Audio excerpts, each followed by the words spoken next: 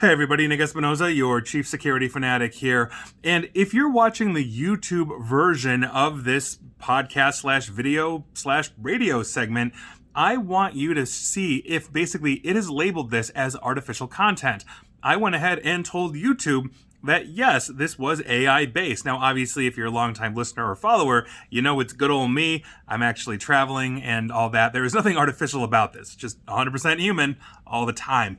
Now, the reason why I did that is I wanted to underscore a very serious issue that I think YouTube has. While they're trying to help, they're going to make disinformation worse. Now, interestingly enough, when this feature was rolled out yesterday on March 18, it was not working when NBC News tried this, and I'm cribbing from their article by Kate Tenbarge on what's going on. And like I said, I think this is going to make it worse because YouTube announced that it will now require users to indicate whether the videos they're uploading depict altered or synthetic media, including AI or artificial intelligence generated content. Now, it seems like a good approach, but we're going to dive into this. Now, for videos related to quote-unquote sensitive topics like health, news, elections, or finance, YouTube said it will put a label on the video itself. Yesterday, on Monday, the platform explained that it will ask users uploading new videos to answer yes or no to whether or not their videos contain altered content. Specifically, the platform will ask if any if any of the following describes their content, and I quote, makes a real person appear to say or do something they didn't say or do, alters footage of a real event or place, or generates a realistic looking scene that didn't actually occur. Now, when a user answers yes, which I am going to do, and I have not done that yet as I'm sitting here recording this, YouTube should put a label on my video and anybody that answers yes, basically a description that says altered or synthetic content. And so hopefully you're seeing that on this video, but kind of hopefully not. And I'll get to that in a second. Now, the announcement comes as tech companies are scrambling to address the obviously spiraling issue of deep fakes. AI-generated misinformation and disinformation online is a huge problem. I've talked about it ad nauseum if you're a longtime follower. Now, YouTube, owned by Google, already hosts a ton of unlabeled videos that are either entirely AI generated or include elements that are generated by artificial intelligence. Now, in January, NBC News found that hundreds of videos uploaded since 2022, so basically 2-ish years or so, have essentially spread fake news about black celebrities using AI tools. For example, many of the videos featured AI-generated audio narration, which can be produced obviously cheaply, quickly, than actually hiring a human to do that. We've all heard those AI videos. It's a very neutral male voice or female voice.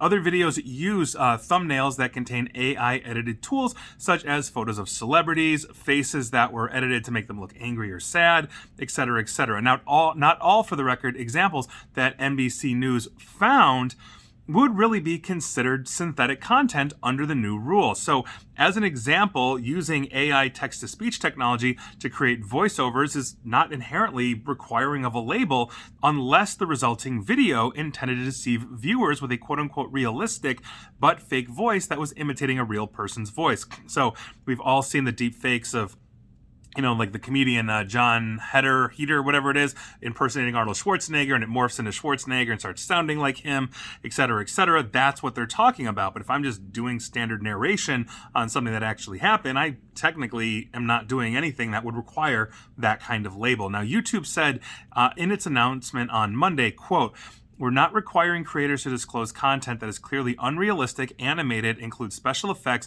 or has used generative AI for production assistance.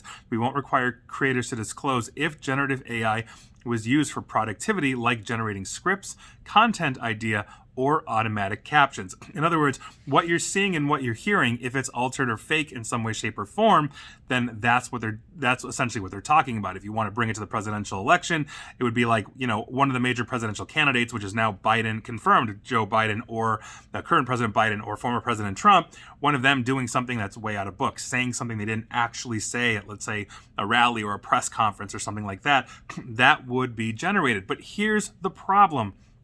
This is retroactive, meaning it is up to the creator's honor to actually do that. And if you're running an intentional disinformation campaign, you're going to put out a whole bunch of stuff that's altered and is not going to have that label. But what that label is going to do, because most people are not going to understand it's on your honor, is they don't see the label. They're going to assume it's real because there's no standard for that. And any kind of filtering policy that YouTube or any other platform is going to have is retroactive. And so by virtue of that, I could put out disinformation on, let's say, Biden or Trump, I don't know, running over a boatload of puppies with a steamroller or something like that, which may look very realistic. But at the same token, if I'm not labeling it as such, YouTube's going to find it a week later, 2 weeks later, then take it down. On top of it, there are going to be other platforms out there where a lot of disinformation is spewed. You can go to like a Daily Motion or a Rumble or a whole bunch of other platforms where won't have checks or filters. And so if I'm uploading that puppy flattening video, which is the craziest thing I could think of off the top of my head, please don't do that. Obviously, I love animals like everybody else. But the point is that you're then going to see it, let's say 2 weeks later, get stamped by YouTube saying this is fake or this is artificial intelligence. But when you go to the other sources that you may be reading, it's not going to have that label. And therefore, now YouTube is in on the big conspiracy to turn what is actually real into something that is fake. This is a problem. And there's no easy solution. YouTube and all of the other ones that are trying to, let's say, filter for this content to quash disinformation have this problem. There's no easy answers, but this is going to make it worse because essentially what you're going to do is condition people to look for that, and when they don't see it, they're going to assume it's real. And so I think we've got a very serious issue with this, and if YouTube's features are fully spun up, this is going to be artificially altered content because I said it was, according to YouTube, and that in and of itself should tell you everything you need to know. And please like, share, follow me here on Facebook and Twitter at NickAESP. And please feel free to subscribe to me at YouTube as well. And if you listen to this podcast, you should go subscribe to YouTube just to see if it actually worked. There you go. And as always, stay safe, stay online. Please attempt to stay private. And also, please educate yourself on spotting fake news and disinformation. Take care.